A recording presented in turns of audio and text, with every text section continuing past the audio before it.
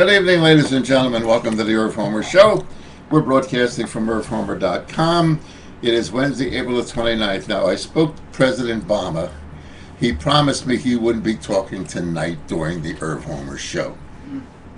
Just shows that you can't trust lawyers. That's all there is to it. He's a lawyer. You can't trust him, period. But for those of you who are with us, we welcome you. And once again, my name is Irv Homer. I've been doing talk radio for over 40 years, doing a commercial program at 1 o'clock on WBCB at 1490 AM in Philadelphia, and enjoy the whole concept of communicating with people, putting out information. We don't try to put out misinformation like a lot of the guys in the business do. My website, if you want to check me out, is www.irvhomer.com. You can email me at evilerv@irvhomer.com. We appreciate a lot of the emails that we do get, and this program will be on the archives for those of you who can't listen to the program when we do it. And it's amazing the response I get from emails stating, Irv, keep up, although I can't watch the program when you do it on Monday, Wednesday, and Friday. I enjoy coming home from work and in my leisure just turn on the archive and listen to the program. All of this packaging of broadcasting is put together by RGH Computer Services. For all your computer problems, you give them a call at 215-322-8685. 215-322-8685. And of course, the Ron Tech program is broadcast, and just go to my website. You can find out when and what time, answering questions on the air about your computers. We have a live phone here during the program. That telephone number, write it down, keep it handy. If you have any question or comment you want to make about our guest that's here tonight, that telephone number is 215-253-8877. 215-253-8877. Without any further ado, let me reintroduce a dear old friend for many, many years, first getting involved. And you can leave a voicemail as well on the 215-253 number. Yes, you can leave a voicemail at 215-253-8877. We have a chat room available for your questions or comments on tonight's subject.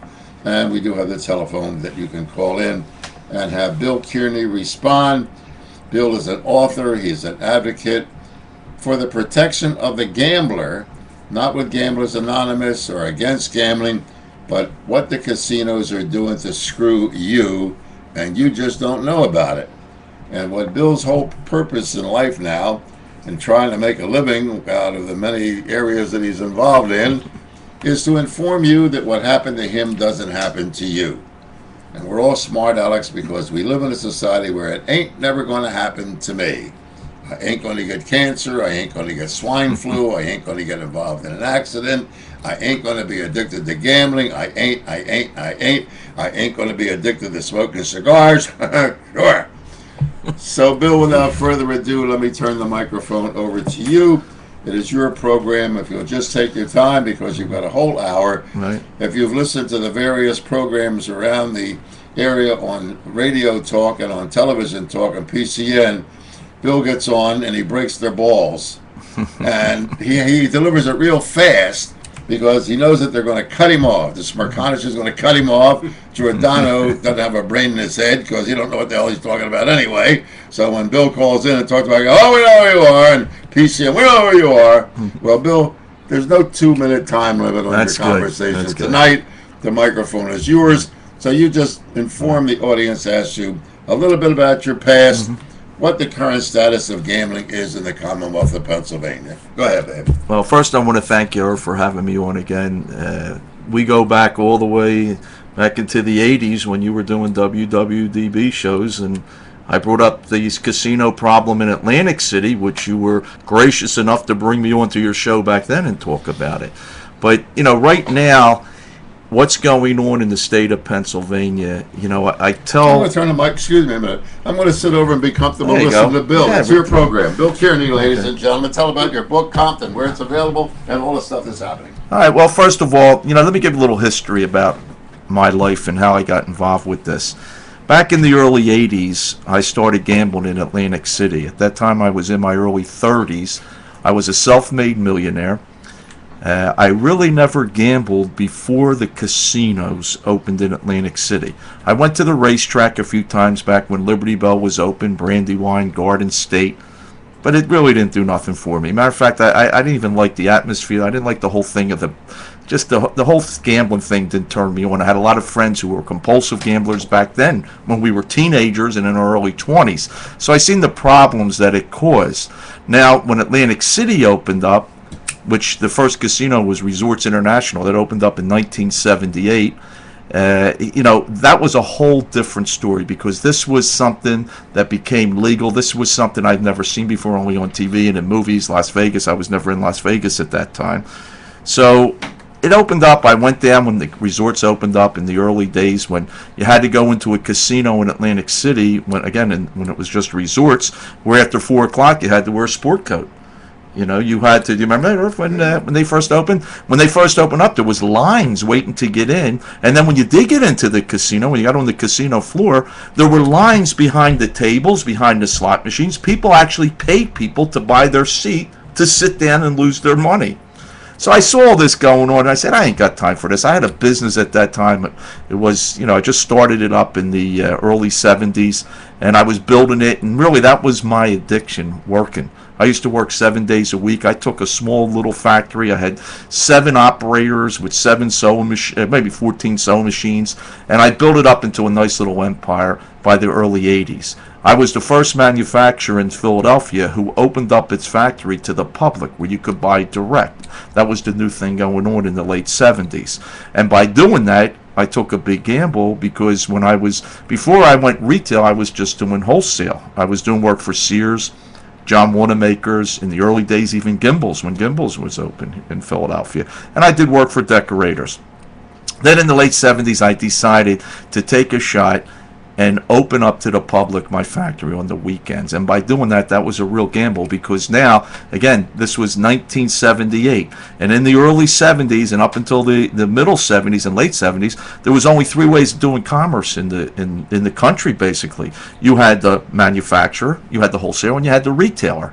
So now I'm the manufacturer who's selling wholesale. I decided to go direct to the public.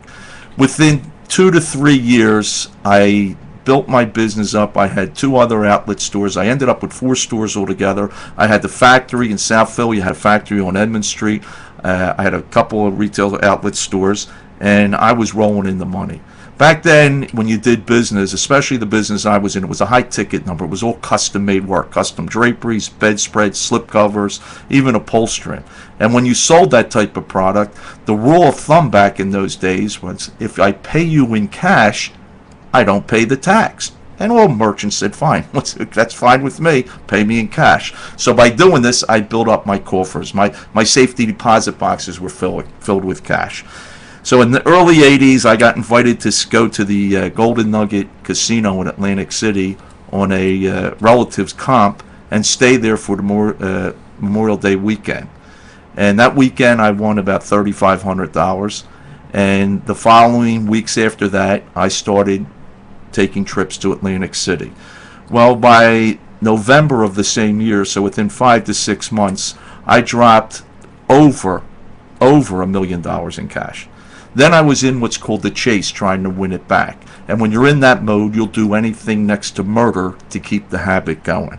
So I started chasing the money. I started going down, but by this time I'm going down 5-6 times a week. Every weekend I'm going down. I'm getting comped.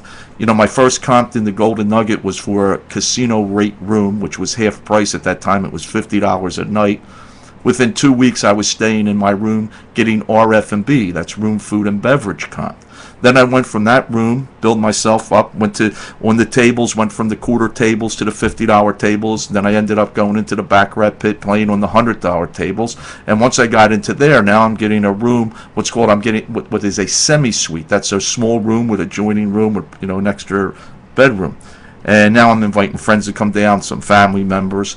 Within a month, I'm staying in the regular suites, which are bigger, and then by the end of that summer, I'm staying in the penthouses throughout Atlantic City. And I don't blame anyone for my downfall. I always tell people, hey, I'm a firm believer of personal responsibility.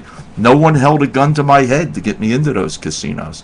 But once I was in the casinos Once I was in that environment and I was on that ladder that the casinos put you on, prong from prong, going from the smaller tables to the bigger tables, being told as you're gambling, the more you gamble, the more we'll give you. The more time you put in, the more we'll give you. And I got caught up in that, like a lot of people did back then. And as I'm speaking, it's happening here in our state. People are chasing. So after the 6 months, 7 months, I lost all my cash. Now I'm getting whatever money I can possibly get my hands on to win back my money. It took about 2 to 2.5 years before I completely bottomed out. I had no money left. I borrowed, begged, stole, robbed, did whatever I could to keep the habit going. Lost a home, lost a business, lost all my toys, cars. I lost everything. But most of all, I lost a family. And I really shouldn't say I lost a family. I destroyed a family. And today, I'm trying to prevent that from happening to others. Right now, a lot of people, when they hear me speak and they say, this guy, he's a crybaby. He wants the government to come in and take over the casinos. He wants to make it a nanny state. He wants to, he's only trying to do this because, he's mad at the casinos for what they did to him. And, basically all those things are true. I can't deny they are right about that. I am mad. I am always going to be mad. I'll be mad till the day they bury me. But that doesn't mean that I can't try to do something to benefit other people. I mean, I'm not getting anything out of this. I don't make no money. Everything I do with this costs me money. This is what some say is my new addiction. And I can understand them saying that because personally, I'm that type of guy, and there's many of us out there. Okay, there's many successful people, and there's many people that could be right now bums in an alley somewhere, but at one time in their life they had that drive. I had the drive when I was young. I still have that drive. I always tell people, if you give me a shovel and said, Bill, if you keep digging, it's going to be beneficial to you, and I fall for that and believe it, I'm hitting rice paddies because I won't stop. That's just the way I am. So I know there's other people like that, and I know today as I'm speaking, and you're listening, and maybe friends, and maybe yourself, you've been in this part of your life in these casinos. People are going into these casinos, and these casinos have no consumer protection. Absolutely none. And everything that you've been hearing in our state has been addressed in other states, because there's 20 states now with casino gambling. No one is doing anything to prevent what happened to me from other people, being in that position. And that's what I'm trying to do by having legislation put into our gaming bill that will stop this breeding of compulsive gamblers. For instance, right now we have a bill in our Senate. It's Senate Bill 734. This bill will make our gaming operators who are tracking their patrons with comp cards. Now, if you're not familiar with the comp card system, this tracking system, it's everyone who goes into our casinos, and I was just at Philly Park on Sunday. I was there for almost 2.5 hours. And during that time, as you walk into the front where the kiosk is there, where they have people signing up for these cards, there was never I would say the average was anywhere from 100 to 150 people at all times waiting to sign up for those cards. And the average age, I would say, had to be over 50. And 60-70% maybe were women. Okay? And you can go to our casinos and see that. If you live anywhere near a casino in Pennsylvania, I always tell our legislators and people who are pro-gaming, go look and prove me wrong. Go look and see if what I'm saying is not true. It's right there in front of your eyes. Then you go into the casino and you see these people sitting in front of these machines. I mean, believe me, it's like it's like going into an opium den. Right? It's like going into, it's like these people are cloned. I mean, they're not happy.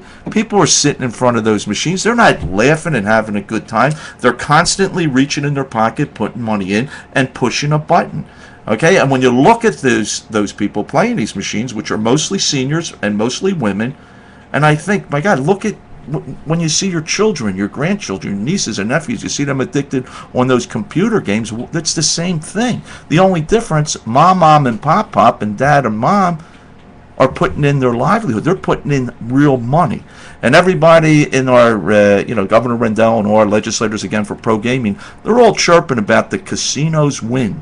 The casinos in our state per machine are doing more than anywhere else in the country. And they're saying it's this is what's wrong with this. Look at all the money. The people are out there enjoying it. But what they don't realize, the reason our machines are doing more business than anywhere else in the country is because mom and pop, who used to go to West Virginia, Delaware, Connecticut, our bordering states, New Jersey, Atlantic City, and gambled once, twice, 3 times a month. Now they're in these casinos because of the availability once and 3 times a week. And I ask these people, when I go in, I talk to these seniors, I say, let me ask you a question. I see you with the comp card. Have you been coming here much? Oh, yeah, I come. Well, how many times a week do you come? Oh, I come 2, 3 times. I said, well, is this your first time gambling in a casino? Oh, no, I went to Delaware, Atlantic City. And I said, well, how many times did you go there a month? Once or twice, but you're going here 3 and 4 times. And then I ask him, well, let me ask you a question. If your children, who are my age, baby boomers, or your grandchildren, were doing the same thing you're doing, would you be happy with that? And they say, absolutely no. But Bill, what else do we have to do? This is all we have for our seniors. And I say, my God, I understand that. I mean, it's a shame we don't have, other things for you to do. But do you understand that you're getting a problem here? You're becoming addicted to this product. And again, there's no consumer protection. And these are the things that I address. So when people hear me talk, and people throw up the personal responsibility and all the other, I say, please stop it. Number one, when I talk to anyone, and I've been doing this for the last 6 months now, whether it's an audience, whether it's 2 people or 200 people, or if I'm on a radio show or a television show, what I'm telling the listener is, when I'm speaking, please don't listen to what I'm saying as if I'm talking to you, because I'm not talking to you. Okay? I'm talking, but I just want you to listen, not for yourself, because maybe you think you don't have this problem, and hopefully you don't, and you probably don't. But what about your children? What about mom and pop and our future generations? Can they handle this product as well as you say you can handle it? Think about that. Can they go into these casinos that are open 24/7? They're allowed to serve free booze. They're allowed to cash checks up to $2,500 a day in a 24-hour period. Now think about that. You can walk into any of our casinos with your checkbook, go up to the cashier's cage and say, I want to cash the limit. And they'll say, okay, fine, Mrs. Jones, if you want to do this, what you have to do, we can't let you write out one check for $2,500. We're only allowed to take a check for $499. But you can write 5 checks. There's a $1 surcharge for each check. Okay, so now you just wrote 5 checks for $2,495 because they took $1 off each one of those checks. Now, when you give that to the cashier, they're running through a scanner. Now, as long as your check history and your activity is good, if you don't bounce checks, they can't, the company that they use, the casino don't cash it themselves. They're using a third party, what is known as a secure check cashing company. Now, what these companies do, and their systems really, they're about 90% on the money. They look at that account and they can tell by the activity and the history whether or not you're a good check writer, but they also, by law, can't check the balance. But they can get an idea by the numbers that come up for them whether or not you keep a decent balance. But it's possible. It is possible for anyone to walk in there to have $1,000 in their personal checking account, write out 5 checks for $499, and walk away cutting $1,495 in bad checks. And it is happening in our casinos. And when that happens, the casino operator, he don't have a problem with that, because by him using that secure check cashing company, that company guarantees them funds. They're going to get paid. That company will come after you. And when they come after you, they're going to hit you with a surcharge, a percentage they're going to hit you with because it's a bad check, or else they're going to tell you, look, you better pay us or we're going to report it to the government, to the authorities, and now you got a problem because you cut a bad check. You can go to jail for that.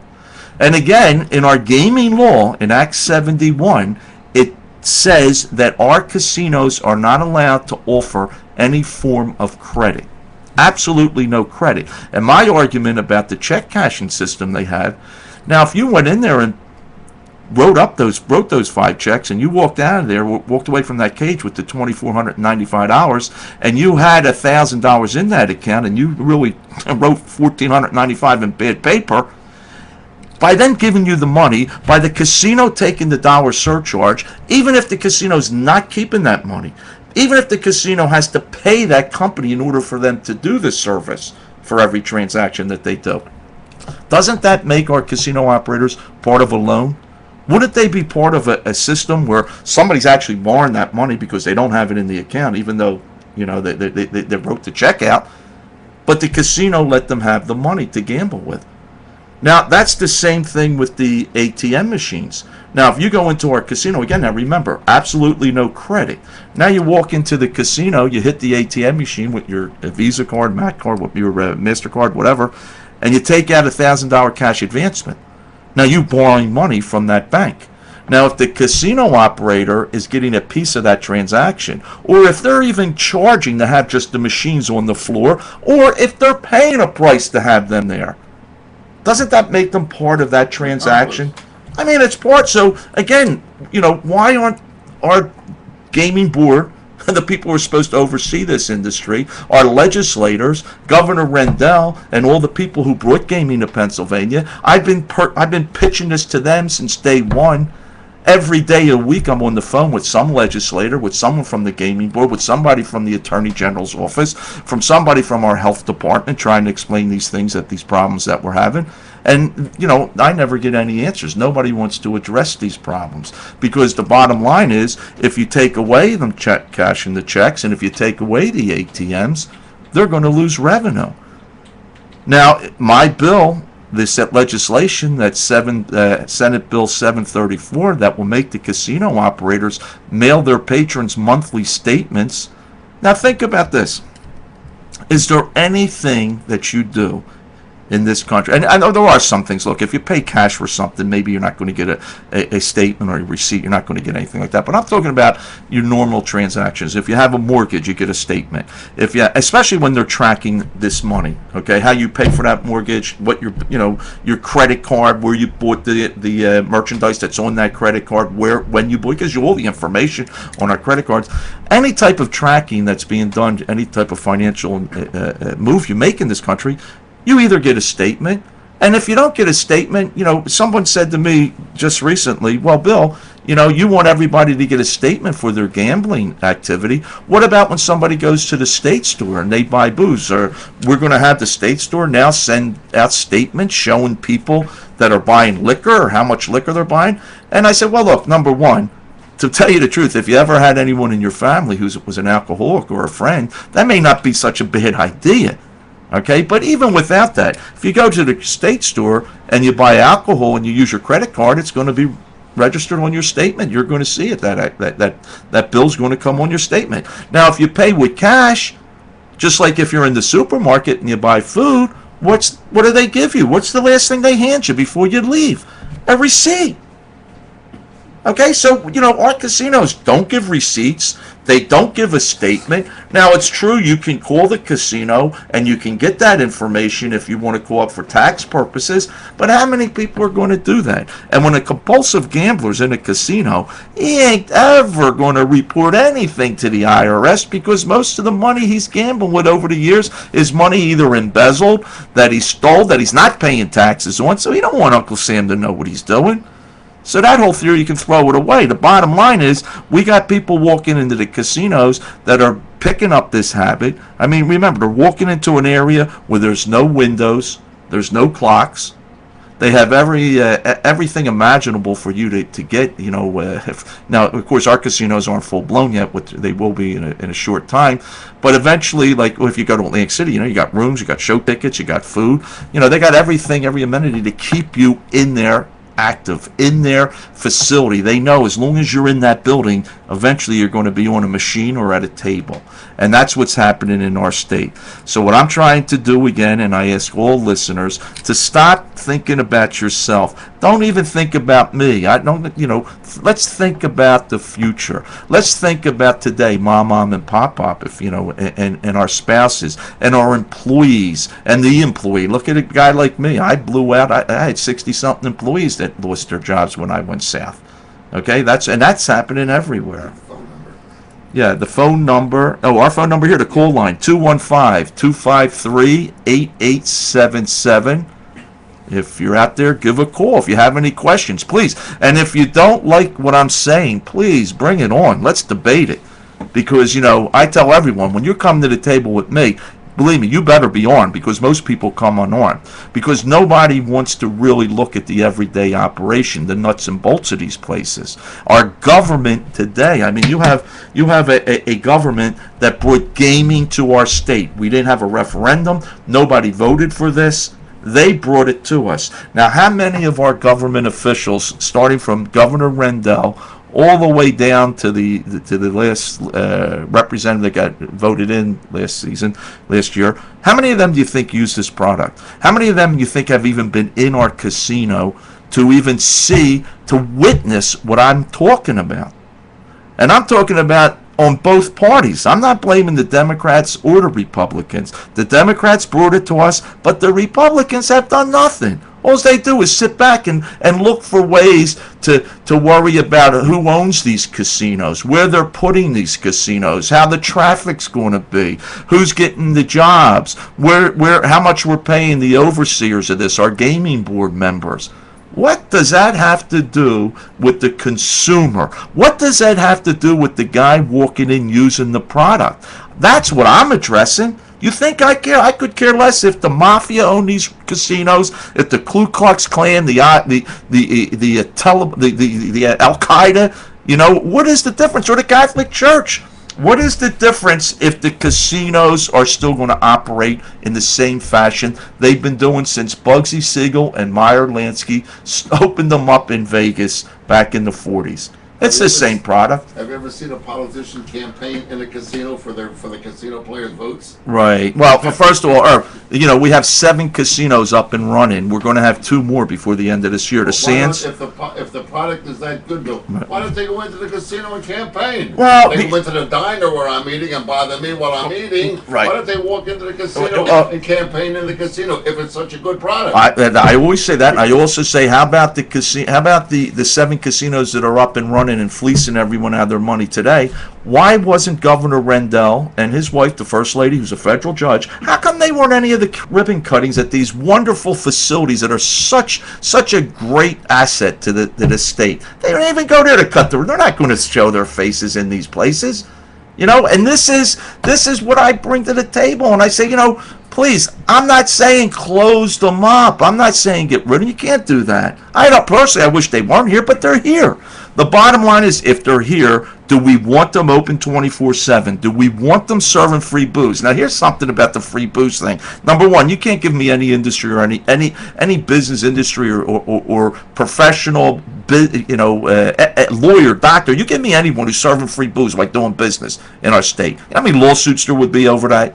All right, but they're allowed to do it. Why is the casino allowed to do it? And all you knuckleheads out there that have a license, a food and beverage license, all you wheeler and dealers, from Steven Starr, Chicky and Pete's, and Benny the Bums, I could give you all the guys in Philly and throughout the state. How are you going to compete with these guys when these 2 casinos open up in Philly?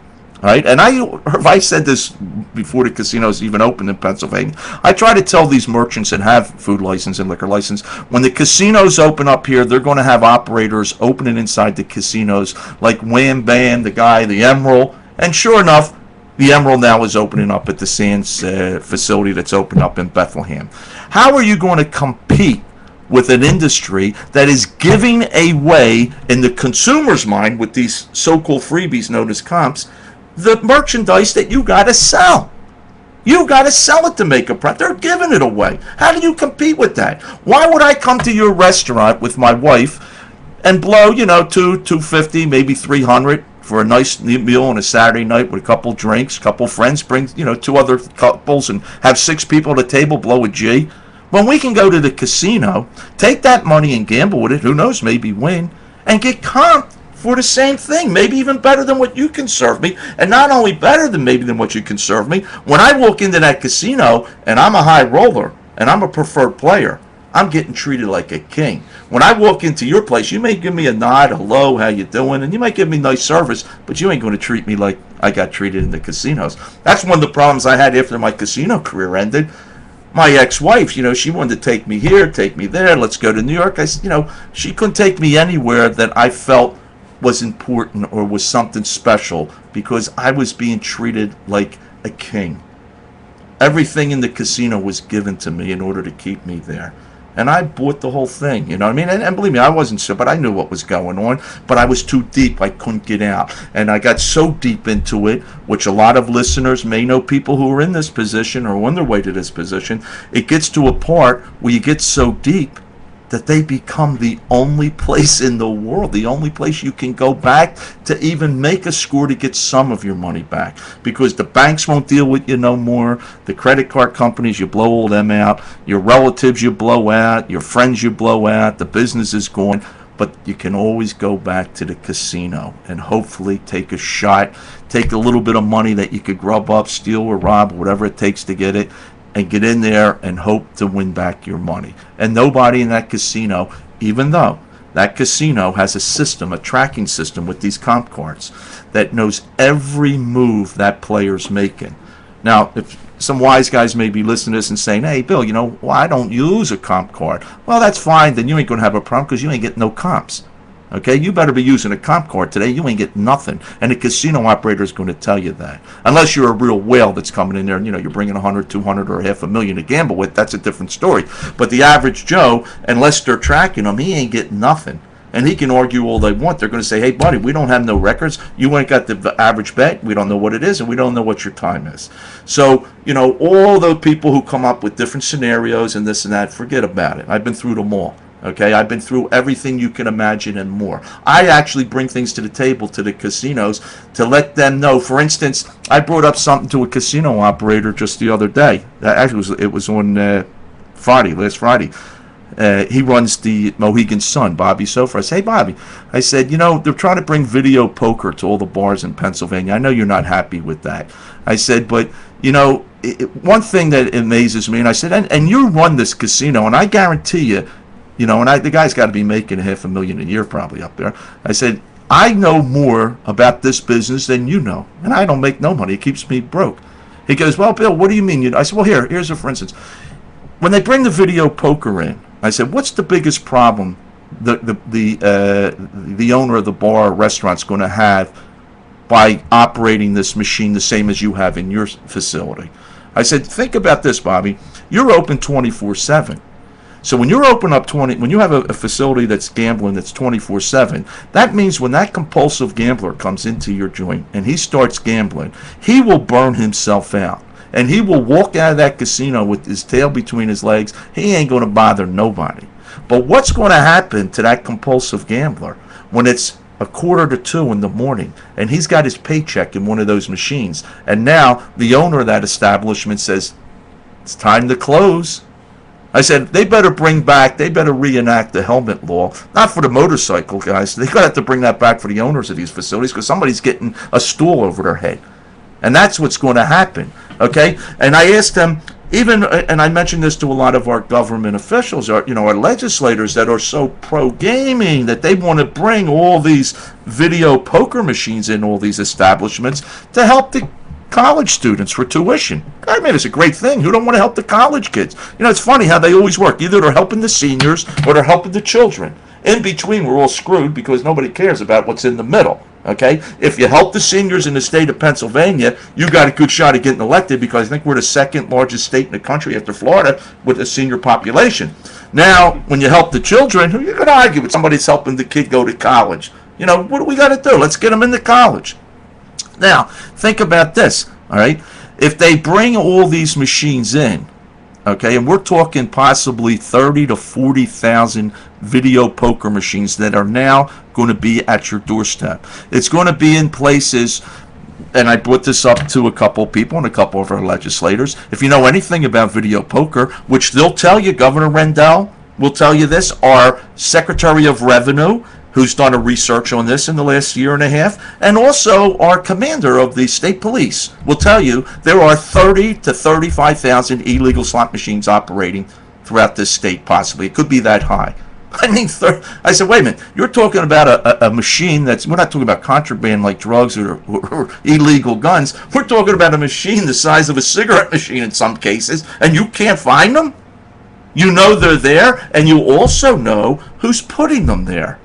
Now, the mob's got a connection with this. They've always had a connection with these video games. If you know the history of Pennsylvania, our Attorney General, Priot, back in 95 went to prison over these machines on kickbacks. All right. So I said, well, let me ask you a question. If you're going to, if you know the machines are there, why don't you get rid of them? Why didn't you do something before this to stop this all this illegal activity? And of course they said, well, that's they didn't want to answer that question. I said it would have been very easy. I'm no Sherlock Holmes, but I guess if you would just put the word out on the street, if you have a liquor license and you're caught with one of these machines, you're losing your liquor license. I'm sure those people will be putting those machines out on the curb. But here's another problem: when they go legal, do you think the good old boys, okay, do you think the guys in Philly and Pittsburgh and Erie, okay, the guys that have been making a living off of these machines are going to sit idle? You don't think they're going to go up to that customer that they had, that account that had that illegal machine, and say, hey, buddy, you know what? You may be with the government now, and you may be getting 50% of the take, but we want our 20 as tribute. And that's what's going to happen. They may have made it easier for those type of guys to operate, because now they don't even have a product to deliver. They don't have to get involved if it breaks down. They have to get involved in nothing. All they got to do is come in and collect the money now, because Ed Rendell and the rest of the people up in our state who have no idea what gambling, especially casino gambling, which these machines are the same machines that are in our casinos, so these will be mini casinos, they know nothing about this product. And that's why this product is in our state. I always tell people, how do you think this got sold to Pennsylvania or any other state? Okay? I'm sorry. Yeah, I got... Now, getting on to why they got sold now, and I've heard my dad say this many times, where this is a product where they want for everyone to get their what was it, the tax relief, property tax relief, is for people to lose, right? And so everyone is going there, but they want to win. So, and this kind of goes on to, I don't know if you ever saw the movie 21 about the MIT students. But that was a whole that was a whole different thing. But it's the thing where they want you to lose so that people can get tax relief, but they have them there, so you're kind of saying, okay, come to our casinos, but we want you to lose. So how are you gonna? So how do you sell something that you're gonna lose your money, and then when you become addicted and you keep losing, and it's a thing where, okay, well, you're the state's the reason why I'm in this situation, because I lost all my money because I became addicted. Right. Well, the state, listen, number one, again, getting back to the very, very beginning. Okay, there's a million different ways you can look at why the games are here, but the casinos are operating today. But the bottom line is, the reason they're in Pennsylvania, the reason they're in Michigan, Illinois, and the other 20 states now that have commercial gaming, not counting all the other states that have Indian casinos, okay, because there's only 2 states without casino gambling. But the reason they're here today is because the people who run the casinos today, this is corporate America. The guy, for instance, the guy who is the CEO, the head man of Harris, the largest gaming operator in the world, Harris Entertainment is. The guy who runs it, his name is Gary Loveman. Now, what did Gary Loveman do before he was CEO of Harris? He was a professor in Harvard University. So when Gary Loveman and a guy named Frank Fahrenkopf, who is head of the American Gaming Association, okay, now Frank Fahrenkopf, to give you a little bit about his credentials, this guy was in the Reagan administration 6 out of his 8 years. When I tell you, now I don't know about Obama, but I would bet my life that when Bush was president, this guy had Bush's phone number in his cell phone. Okay, that's how connected this guy is. When people like that come to your state and they say to your state officials, your governing bodies, your mayors, your governors, your legislators and senators, that this product, this casino gambling today, is the same as going to the ballpark or theater, they're buying it. You look who's telling them this. I mean, come on, these are well-respected people in the community. They won't bring something in that's a vice that's going to destroy lives. Now, think about this, though. If you look at casinos today, they are no different than when Meyer Lansky and Bugsy Siegel, those street thugs, those gangsters and mobsters and shysters that left East Coast, went out to Nevada, opened up the casinos, commercial casinos. It's the same product. It's only more high-tech. It's more addictive. And now It's in our backyard. Now you don't have to drive 3, 4, 5 hours anymore. Take a plane 3, 4, 5 hours to another state to gamble. And here's something that I like the listeners, and ask yourself and ask other people this too, because I always ask this when I'm in a casino. I go right up to that first blue-haired lady, gray-haired guy I see, and I always say, looks, they're fighting gravity because they're another 2 inches shorter than when I saw them 2 years ago. And the first thing I say to them is, let me ask you a question. Before casino gambling came available in our bordering states and in our own state, when you were in your 20s, your 30s, your 40s, and your 50s, did you leave to go to Las Vegas when it was only in Nevada, the state of Nevada, to gamble? Absolutely not. Absolutely not. Why would they do that? You don't gamble. That's a vice. It's ridiculous. Well, what are we doing here? The reason they're doing it here is because now our government has sanctioned it. It's entertainment. It's legal. It's available. It's harmless. It's harmless. My God, think about this. I mean, this is harmless. It's harmless for them to go in there every day and putting their card in, being tracked, getting free booze, having the option to go cash checks, hit the ATM machine, get those comps to justify their losses with those so-called freebies these comps are going to give them, these comp cards by their points that they're collecting. This is what we say is safe. This is what our government's telling us. I mean, come on, am I wrong here? Please, somebody prove me wrong. Tell me where I'm wrong here, because I don't get it. And everyone I talk to, it seems they don't get it either, because I've been doing this for so long, and in our state, to think that our legislators, every one of them, every senator, every House rep, Governor Rendell, every member of the gaming board, everybody knows who Bill Kearney is. Because Bill Kearney's hammering them every day on the phone. Bill Kearney's shooting them out, blasting them emails. It's so bad now that I make up things.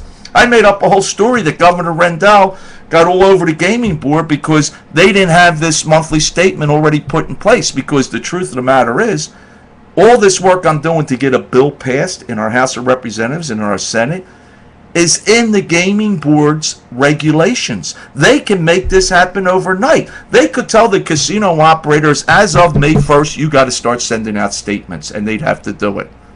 But they're not going to tell them that. And the reason they're not going to tell them that is because Mary Collins, who chairs that gaming board now, Nanette Horner, who is she's head of the compulsive gambling problem with the casinos, okay? These people could care less about the welfare of the citizens using this product. They don't care. They care about one thing: the casinos wins. They chirp every day, the newspapers, even our media. Our media in this state these guys should be closed down just on the fact that they don't even cover half of what's going on in these casinos. They don't want to touch it, but why don't they want to touch it? Why don't we hear anything in Philadelphia except the people who are complaining about it opening up in their backyards? The people from Fishtown and South Philly, oh, we don't want it in, and now Chinatown, they don't want it in their backyards. Where were these people in 2004 when the bill got passed? And I'm out there even before 2004 fighting to get these things closed down and not have them open, all right? No, those people weren't heard of, and once they found out it's in their backyard, now they're coming out, which is fine. I can understand that, okay?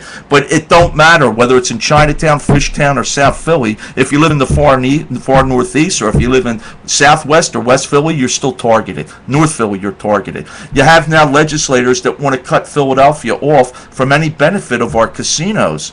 And they say, well, why should they get the benefit when they don't have those two casinos up and fleecing yet? We're talking $1 billion a year could be taken in those two casinos. Each casino in Philly can do $500 million each the first year. That's what they predict can happen with these casinos. And I say to them, well, wait a minute. Why are you punishing the citizens of Pennsylvania in Philadelphia? Go to Chester. Go to Philly Park. What percentage of Philadelphians are in there gambling? Maybe 30, 40, possibly 50%? Because it's the availability. It's only 10 minutes either way out of the city.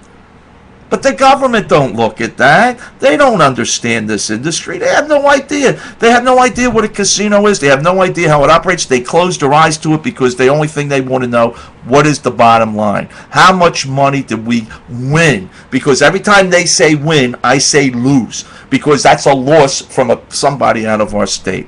And when you look at that again, you merchants out there, you guys are out there that are fighting a war now on the street with the economy, with trying to do a little bit, any type of business today. You're struggling. You got the credit card guys, people, credit cards are banged up. They can't use them. Cash, all that cash is being sucked into Chester and Philly Park right now, coming out of the underground economy.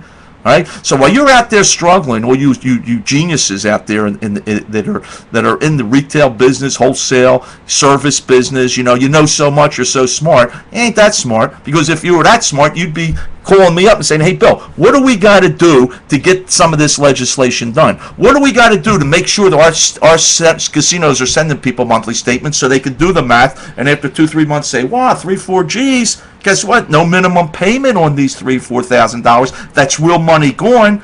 Now, you look at all that money going into these casinos. Again, we're hitting Philly Park and Chester. Those two casinos, I believe, last year did almost $800 million between the two of them.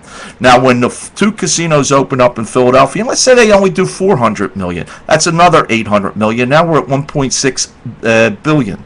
$1.6 billion.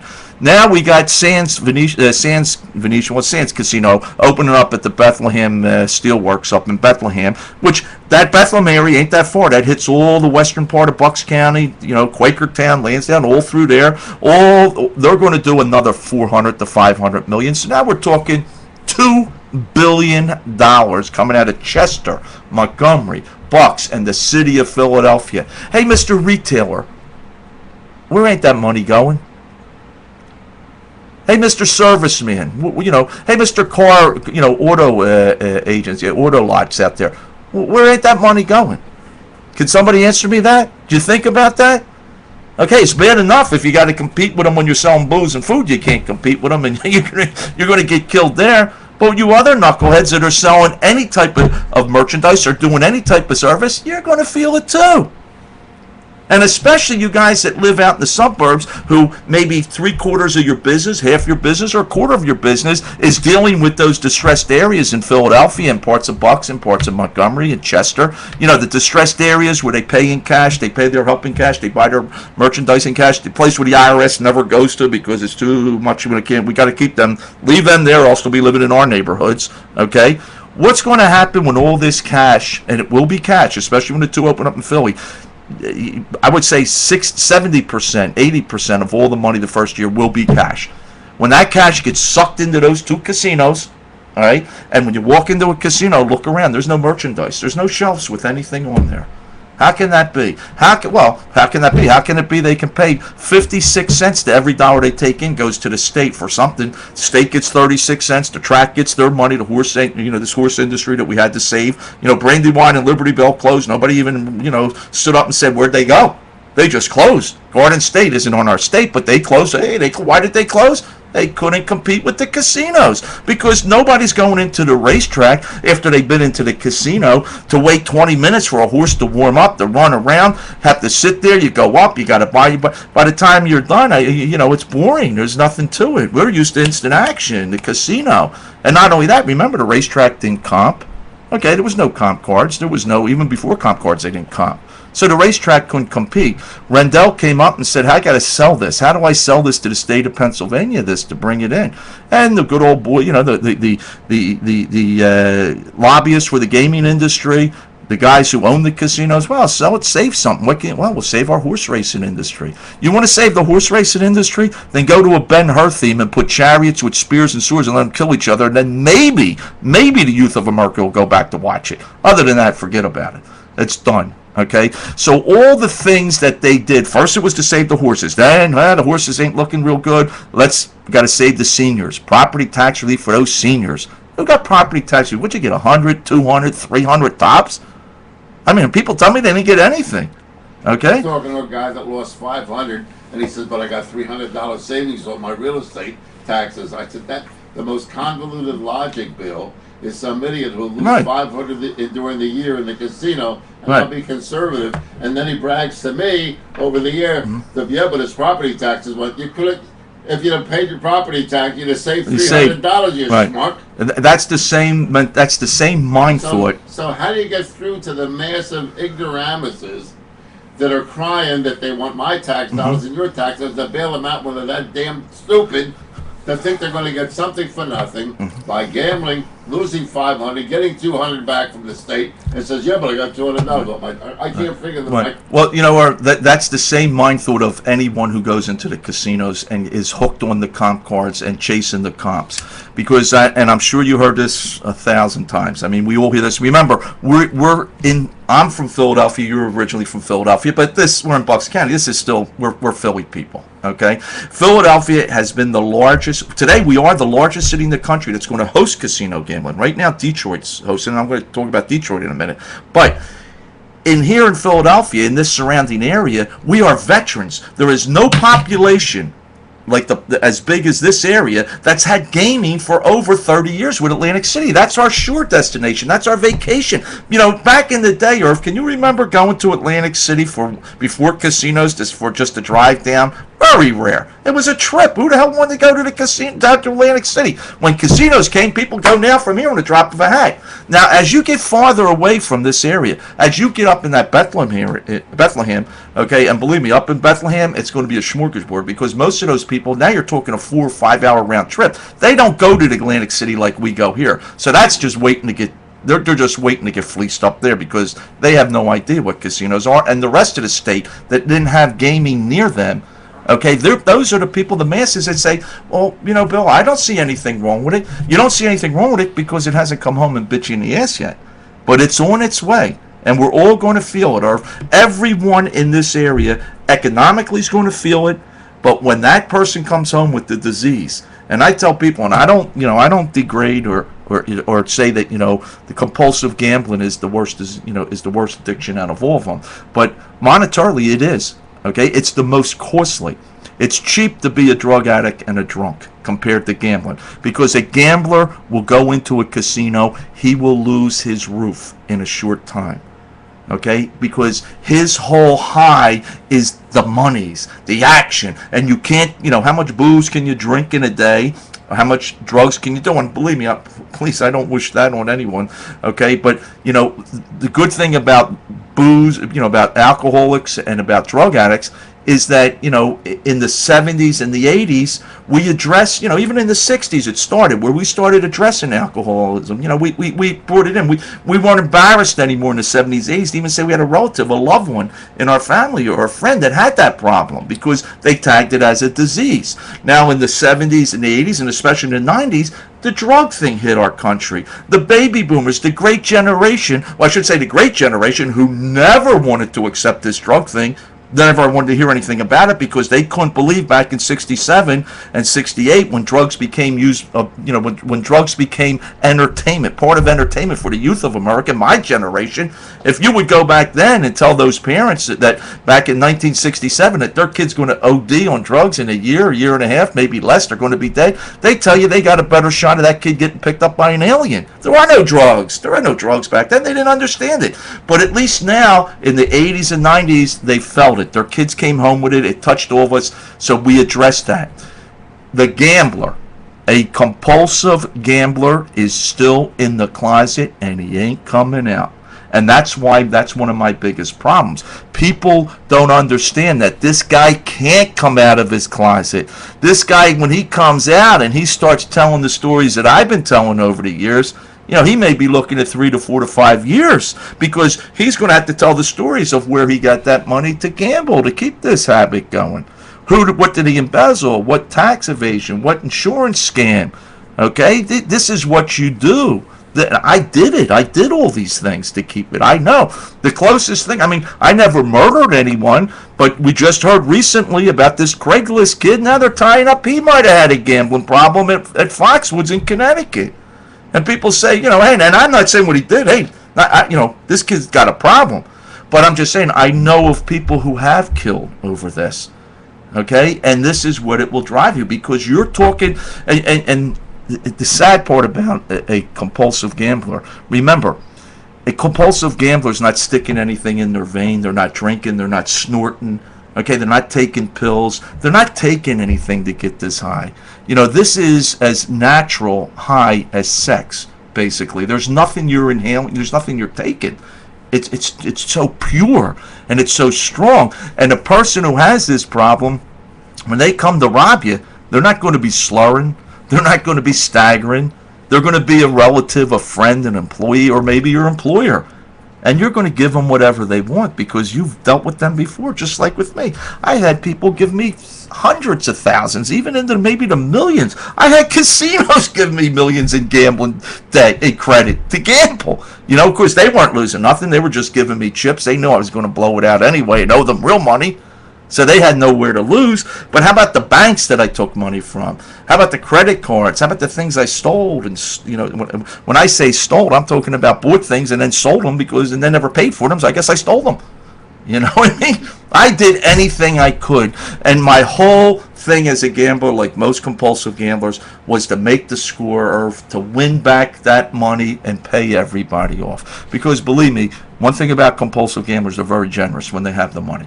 Okay, because it's part of the whole thing, showing off, getting the dinners, picking up the tab, helping somebody out, buying them clothes. You know, that's just part of the whole atmosphere. And unfortunately, our casinos right now, even though they're only slot machines, they will be full-blown within 2 to 3 years. Right? They're operating no different than any casinos throughout the country, except they don't have credit, even though in a roundabout way they're letting you get credit by having the ATM machines and cash and checks. All right, but they're going to be operating as if it was Las Vegas or Atlantic City. This is what they're going to do. They have to bring the table games in because right now they know, the casino operator knows as well as I do, they only have another 2, 3, maybe 5 years top before they're going to lose 35 to maybe 45, possibly 50% of all their action, because unfortunately the seniors from the great generation will be off the planet. And now the baby boomers, we are the seniors now. And we are, as males especially, traditionally we're table game players. And our children, who are males, are not going to our casinos. I don't care what casino you go to, whether it's Philly Park, Chester, Mohegan Sun, the Meadows that just opened up, Hollywood up in the Harrisburg area. Any of those casinos you walk into, you will not see males under 40 gambling. You'll see a few, but not many. Okay, because they want the act, they want the card games, they want the Texas Hold'em, they want the blackjack, they want craps and roulette and baccarat. They want what they've been inundated all their life with on TV, with all these wonderful shows that we have, the poker tournaments, all those guys that you see like Bronson and all those wonderful people who look at their go back and look at their life story. Okay, go back and see what they did to their families. All these big poker players, these guys that are in their 60s and 70s that everybody's admiring, the way they made their money in Vegas was they had crews that hooked up games, then they cheated. That's how they made their money. Okay, but now they're glorified because that's what brings people in. Now you got these young people, some of them may not want to go to college because now, guess what, Mom? Dad, I don't want to go to college. I want to be a professional gambler. I want to be a professional poker player and get in that poker tournament, Texas Hold'em tournament, and win millions. And guess what, Mom? Dad, I don't even have to leave town because now the casino is 25 minutes down the street and they got the tournaments there. I still can stay home. Isn't that wonderful? And the parents there, yeah, that's great. My son's a poker player. Isn't that great? This is what's going on throughout the country. It's not just here in Pennsylvania, and it's just, as you would use, mind-boggling. What I go through in the course of a day between legislators and the public and the media, that won't address these issues. It's like you said, are mind-boggling. Yeah, but there's just something I have to pick on you, Bill. Go ahead. And it's the greatest generation, which is me. That's bullshit. I know, but it sounds good. It sounds good. I love the way it sounds. I just want to correct it. Oh, yeah. My generation were a bunch of assholes, and I'll tell you why. We criticized the drug addicts, the kids in the 60s, right? Mm-hmm. What we don't say is we gave those kids the Vietnam War. Right. Now, do you expect young people who could get their ass drafted in a no-win war, when we were warned not to go into Vietnam by the French, you expect the kids on college campuses who see their friends being killed not to go on something? And it was the old fart, so-called greatest generation that Tom Brokaw wrote about. Right. That created the war atmosphere where Americans were killed on college campuses by the National Guard that shot 4 Kent State students on a college campus, and old farts like me that I have to put up with on a daily basis. We were the greatest generation. We did. You gave young people a goddamn war, for Christ's sake. They killed 55,000 of their friends and put 2 million of them in a hospital, and you call yourself the greatest generation? We are the same goddamn dumb generation that's sitting in a casino losing $500 a year and saying you got a $200 tax break. Yeah, but you have personal responsibility. Personal You have responsibility. abundance of that. They tell me, Irv, he's got. That's what I say. This whole propaganda bullshit about personal responsibility. Same personal responsibility as a woman called me. I got a traffic ticket. I was doing 45 in a 25 mile zone. There was nobody there. And I said, what are you mad at the cop for? You asshole! You drove 40 miles an hour over the speed limit. Yeah. So tell me about personal responsibility is what you forgot to do, not me. Right. So until we get rid of all of this false bullshit that we live with. And the greatest movie was the one of Airplane, where Dustin Hoffman made a statement that was he rescued the people from the airplane, you know. Right. He lost the shoe. Right, and he became... The last part was he said the whole world is made up of layers of bullshit. Right. And everybody picks the layer of bullshit that they want to live in. And that's the greatest generation. It was a damn fraud. The wars that end all wars. We've got peacetime. Okay. You know, I can understand your frustration because I've been through it for 40 years talking with millions of people. And the unfortunate thing is, the saving grace is, Bill, if one person tonight that was watching or listening to you speak tonight, and as long as I've heard you speak, it's impressionable upon me because you know what you're talking about. You're not preaching, you're teaching. Teaching people. If you say one person tonight that say, hey, you know that guy's right. I go in there and I lose my money, and then I get a tax rebate and think the governor's doing me some favor. If you get through to one person, if you save one person, if you save one family, and at one point you brought out tonight, you can't tell a gambling addict. You can tell a junkie. You can tell an alcoholic. You can tell a sex pervert to molest kids. Personal responsibility, like for the church, you know, who covered up the fact that the priest was screwing little boys. Right. But God, if you make a statement like that, oh, Homer, you're immoral, you're anti-religion, you're anti-this bullshit. I'm tired of the layers of bullshit in society, and if you lose your money at a casino, screw you. If you're dumb enough to think you're going to get something for nothing, you're not. But we got nothing else to do. Try reading a goddamn book and learning something about the country. I don't want to get on your program. You did a hell of a job tonight, Bill, and I appreciate it. Thanks, Continue beating it. Like I say, it's frustrating every day. You get on the air, you try to point out to people. It's a difficult thing, but every once in a while you get an email. Say, you know what? I think I got through to that person. Yeah, that and I'm happens. sure you and guys too. I get it all the time, and when I hear that I tell people, and I've had some big wins in the casino. Sure. I mean, hundreds of thousands in a night, you know, and nothing is more enjoyable, and it just... you know, it's not like you're looking for a pat on the back, a trophy, because these people I don't even know, but I get calls from people all over the world. In Australia, this is a major problem. Canada, you know, my wife says it's 3, 4 in the morning. I'm on the phone. She hears me talking. Now who are you talking to? Because I got to talk to people. And I tell them, look, don't call me. I tell everyone, please, I don't have a cure for this. There's only one cure that I know, and that what cured me is I ran out of money. If I would have still had money today, I'd still be gambling. If I never had, if I would have had the resources to keep going. See, the difference between me and these other bullshit artists on television, on radio, is that I've been there and I've done that. I had 3 tap rooms. I saw what the local bookie could do. I saw what the guys did when they were shooting darts, and at 2 o'clock in the morning, I said, 2 o'clock, fellas, you got 5 minutes to wrap this game. Yeah, but I said, I don't give a shit how much you lost shooting darts or how much you lost shooting shuffleboard. I'm closing. You think I'm going to stay open so you can win your money back?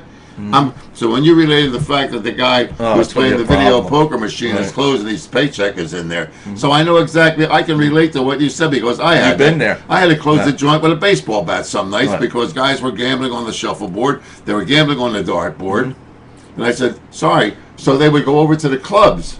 The private clubs are open. The private clubs that were operating illegal. Right. And the other problem I had, the greatest generation, right? My liquor license cost me $1,000 a year. All the veterans posts cost them $50 a year. They believed in law and order. Half the veterans posts were operating without a goddamn license. Yet I was a legitimate person, but they would spend their money in these free clubs, run and owned by the police department, then come in Monday morning to borrow money from me.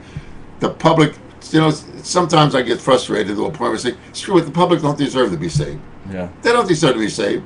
Yeah, but if we don't do But something, you get that, then you worry about your kids and your grandkids, and the fact that if you have a big, you know, you brought up an interesting point. Screw it, this is my show. If anybody's listening, I don't give a rat's ass or not. Don't make any difference to me. But think about the $3 billion the potential will be when all the casinos get up running. no, it's going to be more than $3 billion. Right. It could have $5 billion.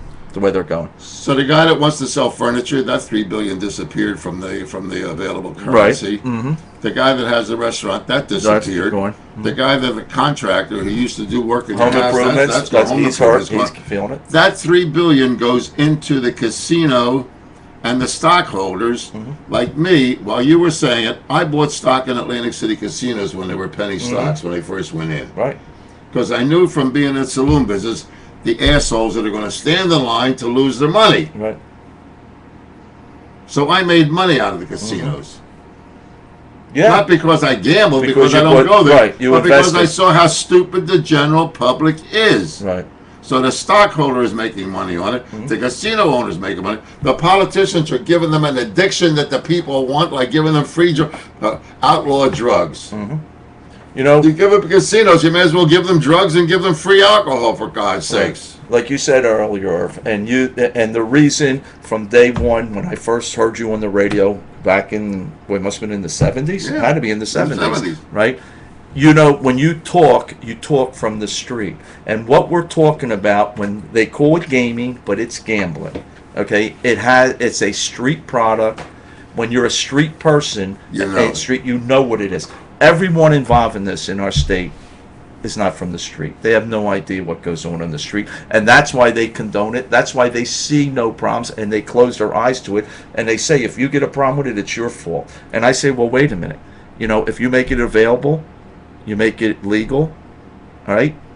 You know, didn't we just go through that with the banking system, with the mortgage guys that had all rights to go out and sell these products? You got to have some kind of regulations. You got to have some kind of safety belts and cages on these rides as if they're amusement parks. And they'll throw right up to you, hey, well, we're putting all this money aside for canceling 1-800 number. Or do you know they have what's called an exclusion list? Yeah. Think about this, and your audience, what industry or what product in our Doesn't have to country, use it. what industry or product do you know of that has an exclusion list? How safe can this product be even to offer that But provision? don't buy an automobile because it may be Right. unhealthy for You yourself know. if you speed. And the dopes that holler at me about, you nanny state, the government's already in bed with them. They're getting a ton of money from this industry, so don't think they're not involved. But the thing I always tell people, look, what's the first thing you do today when you get in your car? You put on your safety belt. Do you want to do it? Personally, I don't like to do it, but I do it because it's the law. But you check your brakes and you make sure that You get an inspection. All those things are fine, but when I talk about putting provisions and safeguards to protect people using this product, all of a sudden, you say, that's again, mind-boggling. there's been a dumbing down of society. Bill, it's always a pleasure, Irv, man. my pleasure. It's been a fast hour, a great hour. We hope those who listen to this, you learned more than you did from Barack Obama, because he ain't going to save your ass. You're going to save your own ass, and you're going to save it if you learn that the casino is not there for your entertainment. It is not there for you to make money. It's for you to lose your money and be happy. I'm still waiting to see somebody smile as they leave the casino. Very rare. Take Very care, rare. my friend. Irv, That thank you. wraps it up. We'll see you Friday night on the Irv Homer Show.